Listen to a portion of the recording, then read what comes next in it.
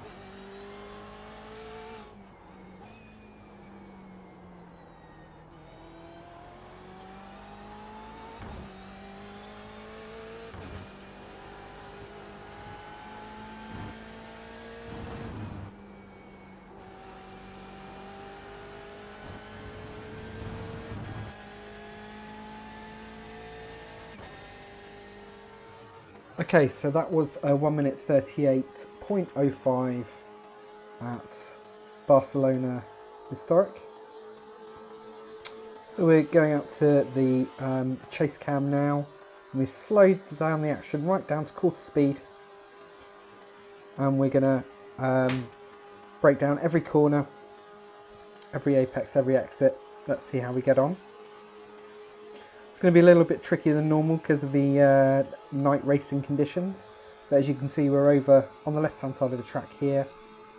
We're holding nice and tight to the left, and then as we end up with the green curbing, we're moving onto the red and white curbing. We're watching just before the 100 marker for those lights, and we're braking just on those lights, and we're coming right down deep on the brakes, 80-90%, and then just as we pass this little light mount on the left, we're starting our turn in, and we want a good solid apex here. We need to keep it nice and tight. Now you'll notice on this lap that I caught this little hump on the curb. You can get your right hand wheels to the right of that and ride it really smoothly. I caught it here, so my car did jump a little, but actually it didn't slow me down, so it was fine. And then we're turning in nice and tight, and we're just coming 20% off the throttle as we cross the curbing there. And we're bringing ourselves back towards the middle of the track. And now looking ahead, we're coming off the accelerator just as we're coming in line with the Pirelli sign in the background. And we're just off the gas, maybe a little touch on the brake if you need to. But as we come round to the hut, now we can get back on the gas, and we're doing so relatively gently, and we're ensuring that our turning angle is not too steep. Very easy to lose grip here, have the wheels spin, lose a whole bunch of time. So nice and easy on the steering angle when we've got the throttle down at 100%. We can drift out really wide here, it's not a problem. We can use all of the green paint.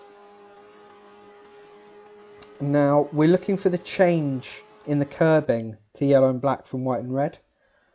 And then about a car's length beyond it, we're going to hit the brakes. We're going to get ourselves down to second, and we're going to turn in at the end of the curb here. And we're looking round as far to the right as we can at the moment. And we're trailing off the brake quite nicely. And as the Repsol signs appear in front of us, we want to be back on the gas again, very progressive. We don't want to drift out wide this time, we want to keep tight into the curb. We've got a heavy left coming up soon,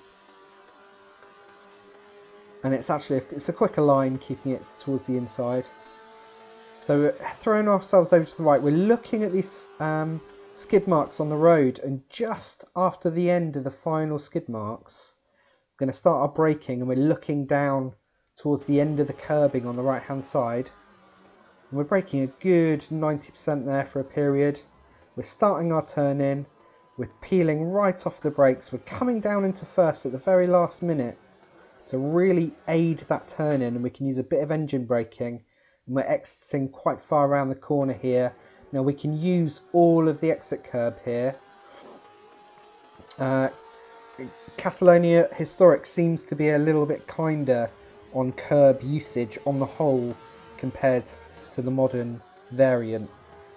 So we're going to cut a little bit of this sort of dogleg left off to save us a bit of track.